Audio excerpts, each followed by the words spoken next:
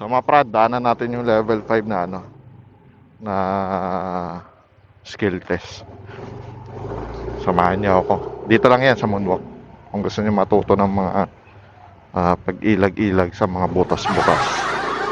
No, kung gusto niyo yung tumaas yung skills niyo sa pagmumotor, sa mga taga Parañaque, eto na yung time nyo.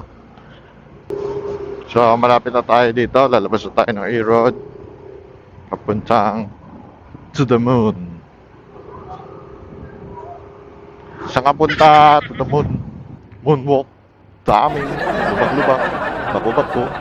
Dito, natututo ka ng maraming skills. Kaya malapit na tayo.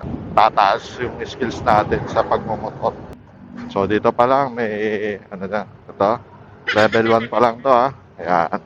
Level 1. Madali ka makakailag dyan kasi malilit lang yung butas, merong malalaki. Tapos ayan lang. So gusto ko yung mga level 5 na eh. Mahirap lang pumunta talaga dun sa level 5. Pagdadaanan mo muna yung matinding traffic. Di basta-basta makakakit ng level 5 eh. So ito, level 2. Medyo maliit nga lang pero level 2 to, level 2. Yan o, tapos biglang may malaki. Diba may malalim.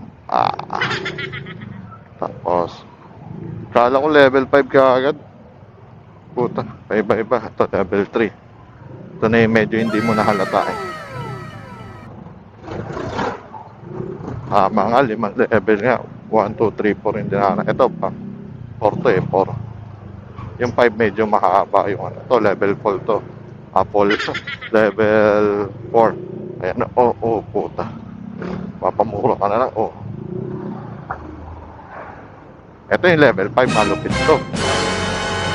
Yan. Ito yung level 5 kasi may manangangat ng bato.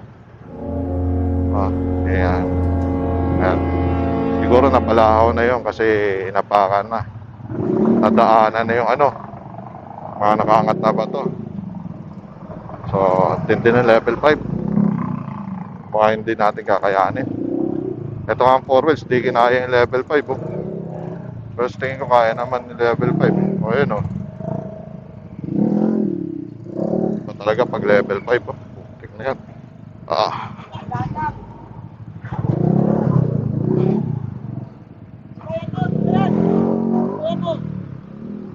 Ito yung level 5. Medyo mahaba-haba. Tingnan. Hirap talaga mag-ano. Parang ako yung napagod sa kakailag doon sa mga lubak-lubak. Iba talaga pag level 5 yung ano, yung lubak dito sa Moonwalk.